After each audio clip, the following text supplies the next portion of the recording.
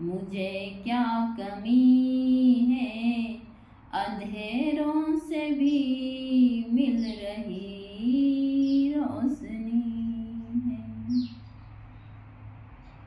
जय माता दी सभी भक्तों को हर हर महादेव। यहाँ कुछ गाने के बोल ही नहीं है, यह सत्य भी है। गुरु जी के बाद में मुझे इन्होंने ही रास्ता दिखाया है।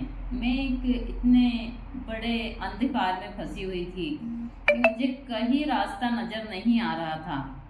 मुझे भगवती ने ही हाथ पकड़कर उस अंधकार से निकाला है, वरना आज शायद मैं होती भी नहीं। इस आश्रम के ऊपर ताला लगा होता, ना भगवती की पूजा होती, और यहाँ एक खंडर हो जाता इन 2 साल में। लेकिन भगवती की कृपा है कि आज सब कुछ अच्छे से चल रहा है। मैं कभी इनके होते हुए किसी चीज़ की या किसी उस हिसाब की किसी के सामने मोहताज नहीं हुई हूँ। गुरु जी के बाद से मेरे लिए माता पिता मित्र सब कुछ यही है। जब मेरा मन भर जाता है, मैं इनके पास आकर अपनी सारी बातें करती हूँ और जी भर कर रोती भी हूँ, क्योंकि पता नहीं इन्होंने मेरे लिए क्या सोच कर रखा है। दूसरा, मैं एक अजीब प्रकार की इंसान हूँ। मैं बाकी की महिलाओं की तरह नहीं हूँ। गुरुजी भी हमेशा बोलते थे कि आप सबसे अलग हो। शायद मैं इस दुनिया के लिए नहीं बनी हूँ, मैं यही सोचती हूँ। अब मैं भगवती से दिन रात यही प्रार्थना करती हूँ कि मैं जब तक इस शरीर में रहूँ सिर्फ अच्छे कार्य, जनहित के कार्य करूं, और जो जिम्मेदारी उसको अच्छे से पूरा करूं। जो मेरे पास जानकारी है आप लोगों को मैं ईमानदारी से दूं, और जितनी जल्दी हो सके इस शरीर को छोड़कर जाऊं और वापस इस मानव जीवन में नहीं आऊं। मैं भगवती से दोनों टाइम आरती के बाद यही प्रार्थना करती हूँ, हवन और आरती के बाद में, कि आप मुझे जो भी सजा देना चाहते हैं इसी जीवन में दे दीजिए, और मैं सब चीज़ के लिए तैयार हूँ, लेकिन वापस मुझे इस मानव जीवन में मत भेजिएगा। हाँ, मानव जीवन बहुत अच्छा है, बहुत सारे, क्या मुझ जैसे कुछ गिने चुने लोगों के लिए इस हिसाब इसलिए नहीं है कि नहीं मैं बहुत तकलीफ में हूँ, नहीं ऐसा कुछ नहीं। मुझे ऐसे किसी चीज़ की कोई दिक्कत नहीं भगवती की कृपा से। लेकिन हाँ, जिनके लिए आज मैं बिन पानी की मछली की तरह तड़प रही हूँ, मैं चाहती हूँ कि मैं कभी भी इस जीवन में आकर किसी के लिए ना तड़पूं। आज मैं गुरुजी के बगैर कुछ भी नहीं हूँ, सिर्फ जिम्मेदारी के लिए जी रही हूँ, या भगवती से हमेशा बोलती हूँ। लेकिन मैं भगवती से यह भी बोलती हूँ कि शायद कुछ गलतियाँ मुझसे इस जन्म में हुई होगी, कुछ पिछले जन्म में भी। शायद सभी बोलते हैं कि पिछले जन्म के कर्म भी हमारे होते हैं, तो शायद मैंने गुरुजी को धोखा दिया होगा पिछले जन्म में, तो गुरुजी ने मुझे अब इस प्रकार से सारी चीज़ें की है। लेकिन मैं भगवती से हमेशा बोलती हूँ और सच्चे मन से बोलती हूँ कि जो भी सजा देनी है इसी शरीर में अभी दे दो, वापस मुझे कभी भी। लोग कहते हैं कि हम अगले जन्म सारी चीज़ें, मैं तो गुरुजी से भी बोलती हूँ कि नहीं, शायद हमारा साथ इसी जन्म तक का था, अब मैं मनुष्य जीवन में नहीं आना चाहती।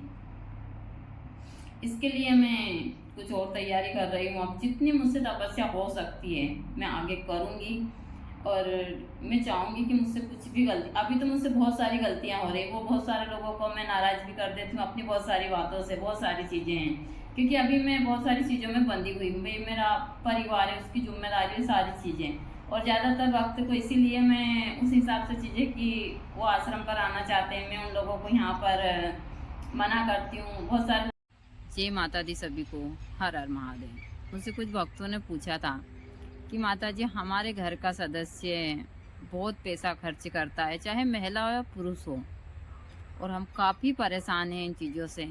तो मैं आप लोगों को आज 2 छोटे छोटे से इन्हीं चीज़ों से संबंधित उपाय देने जा रही हूँ, या कर ज़रूर देखिएगा।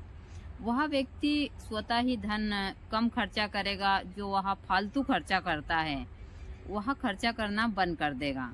देखिए, तंत्र में बहुत सारे से छोटे-छोटे से टोनके हैं, जिनको आप कर और अपने जीवन में बहुत सारी चीज़ें ठीक कर सकते हैं। और मैं सरल से और आसान से प्रयोग आप लोगों को देती हूँ कि आप घर बैठे इन चीज़ों को कर और अपने जीवन को सुखी कर सकते हैं। तो जो व्यक्ति बहुत ज़्यादा धन खर्चा करता हो, उसके हाथ से कुछ विशेष कार्य करवा दीजिए। जैसे कि बुधवार के दिन हस्त नक्षत्र हो, तो आप उस नक्षत्र में उस व्यक्ति के हाथ से जो किन्नर होते हैं, उन किन्नर को आप कुछ पैसे दक्षिणा के तौर के ऊपर दिलवा दीजिएगा। दूसरा, आप उस व्यक्ति के हाथ से सुबह प्रतिदिन उसे बोलिए आपकी जब वो घूमने जाता है तो कुछ सिक्के, जो सीपर लोग होते हैं यानी कि साफ सफाई करने वाले, उन लोगों को वहाँ सिक्के दे दें, और सिक्के नहीं तो कुछ खाने के लिए दे दें। ऐसा करने से भी उस इंसान का जो व्यर्थ का खर्च है वह कम हो जाएगा। तीसरी चीज़ है, जहाँ आप किसी मंदिर में जाते हैं या फिर ऐसे धार्मिक जगह पर जाते हैं, तो जो भिखारी लोग होते हैं उन लोगों को आप ज़्यादा नहीं तो 11 सिक्के एक के 11 भिखारी को देकर, और अपने मन में यह धारणा कीजिए कि जो मेरे हाथ व्यर्थ के खर्चे हो रहे हैं वह खर्च होना बंद हो जाए, ऐसा मन में कहकर, और उन भिखारियों को 11 सिक्के जरूर दीजिएगा, और 11 भिखारी को ही दीजिएगा। ऐसा नहीं है कि हम एक ही को 11 सिक्के दे दें। देखिए, तंत्र में से बहुत सारे छोटे छोटे से टोनके हैं, जिनको कर आप आराम से घर बैठे इन बहुत सारी समस्याओं से ठीक हो सकते हैं। आपने हमेशा देखा होगा कि जब हम कहीं जाते हैं तो हम अपनी गाड़ी के नीचे नींबू रखते हैं, या फिर हम कहीं जाते हैं तो कोई नदी मिलती है तो हम एक का सिक्का उसमें फेंकते हैं। ऐसी बहुत सारी, ये सब टोनके में ही आती है, और इनको करने से काफ़ी प्रभाव पड़ता है हमारे जीवन में। तो इन छोटे छोटे से टोनकों को कर आप घर बैठे बहुत सारी चीज़ें ठीक कर सकते हैं। जैसे कोई व्यक्ति बाहर से आया है, और छोटा बच्चा भी यदि आया है और उसको लग रहा है कि यहाँ जब भी बाहर जाता है और बाहर से आता है और इसको शरीर में कुछ जैसे बुखार हुआ, चिड़चिड़ापन होता है, तो आप यही कीजिए, चाहे बच्चा स्कूल से आया कहीं से भी आए, कंटिन्यूस प्रयोग को 7 दिन कर लीजिए। जिनके बच्चे को हमेशा बुखार होता है, स्कूल जाते समय तो अच्छे होते हैं, जब स्कूल से आते हैं तो वो गलत एनर्जी लेकर आते हैं। तो आप जब बच्चा स्कूल से घर आए, चाहे वह 1 बजे 2 बजे जितने बजे भी या 3 बजे आए, तो एक साफ जल का लोटा लीजिए, उसमें एक सिक्का डालिए, थोड़ा सा कुमकुम और चावल डालिए। जब बच्चा आ रहा हो तो घर से बाहर उसके ऊपर से सीधी तरफ से वह पानी का लोटा 7 बार उतार कर उसको आप रोड के ऊपर डाल दीजिए। या कंटिन्यू आप 7 दिन करते हैं तो आपके बच्चे के ऊपर से जो गलत एनर्जी हो खत्म हो जाती है।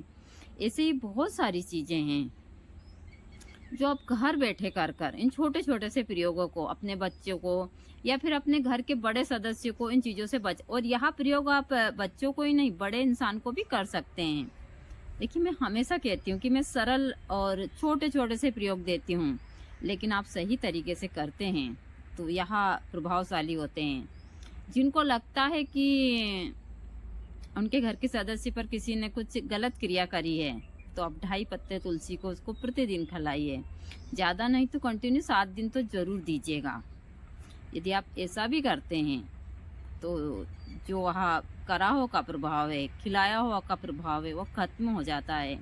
देखिए, तंत्र में ऐसे बहुत सारे टोनके हैं जिनको कर आप अपने घर की बहुत सारी गलत एनर्जियों को नष्ट कर सकते हैं।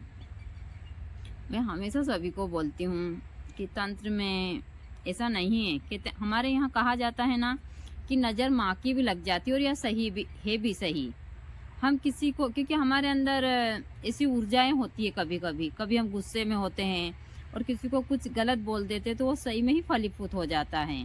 तो इसीलिए हमारे यहाँ कहा जाता है कि किसी को गुस्से में कुछ नहीं बोलना चाहिए। और हम जैसे लोगों को बहुत गुस्सा आता है, ऐसा नहीं है, और हम लोग जब बोल देते तो बहुत गलत होता है।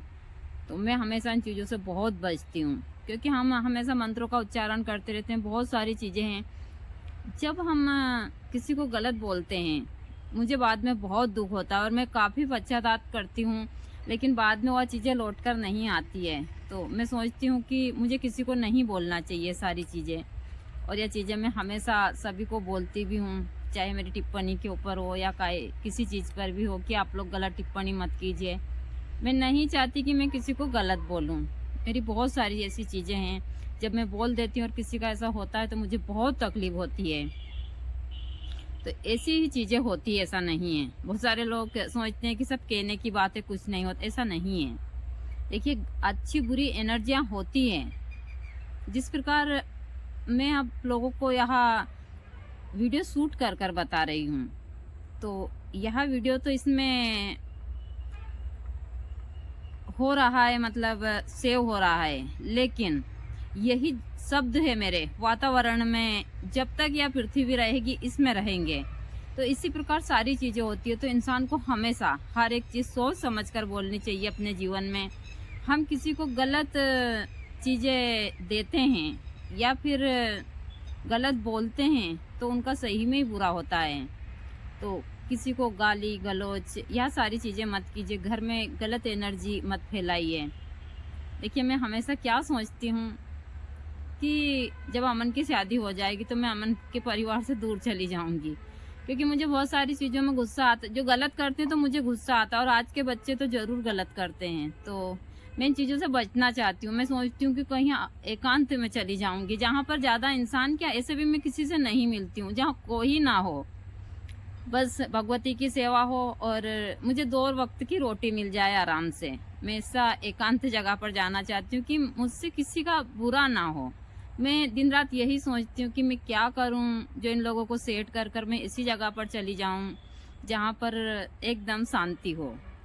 तो वही चीज़ें कि मैं तैयारी कर रही हूँ अब, कि मैं कहीं एकांत में जाकर अपना बाकी का जीवन बिताऊँ, क्योंकि मैं किसी को अपनी तरफ से डिस्टर्ब नहीं करना चाहती। सब लोग सोचते हैं लड़ाई झगड़ा सारी चीज़ें। आज मैं आप लोगों को तंत्र में छोटे छोटे से 4-5 प्रयोग देने जा रही हूँ, जिनको कर कर आप घर बैठे गलत एनर्जियों से, या फिर आपके हाथ से बहुत पैसा खर्च हो रहा हो, या फिर आपको लग रहा हो कि आपके बच्चे के अंदर बहुत सारी गलत एनर्जियाँ हैं, इनको आप घर बैठे ठीक कर सकते हैं। तो बने रहिए पूरे ब्लॉग में, विस्तार से देखिए। देखने के बाद में आप इन क्रियाओं को कर कर घर बैठे अपनी बहुत सारी चीज़ों को ठीक कर सकते हैं।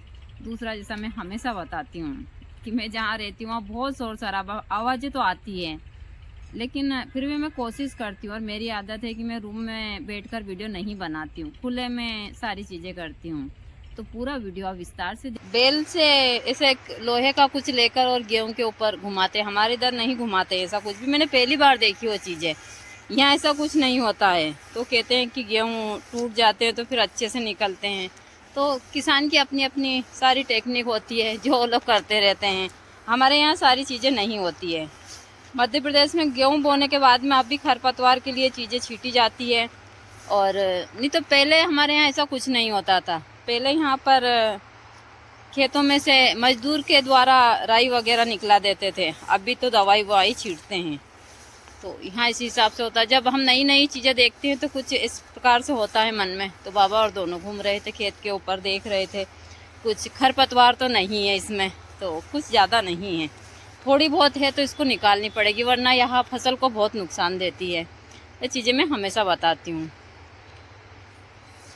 जब अच्छी फसल होती है तो मन बहुत अच्छा होता है, और फसल खराब होती है तो किसान का मन भी खेती से थोड़ा उस प्रकार का होता है, क्योंकि खेती में बहुत मेहनत लगती है। रहने तो दवाई तो छीटोगे, इसमें सोयाबीन निकाल रहा है, सोयाबीन उगाए इसके लिए हो, तो आपको हर एक कदम सोच समझ कर रखना चाहिए। और ख़ास कर कर महिलाएँ, क्योंकि जब महिलाएं जीवन में अकेली होती है तो उनके सामने बहुत सारी चुनौतियां होती है, और मैंने अकेलेपन से बहुत कुछ सीखा है। गुरु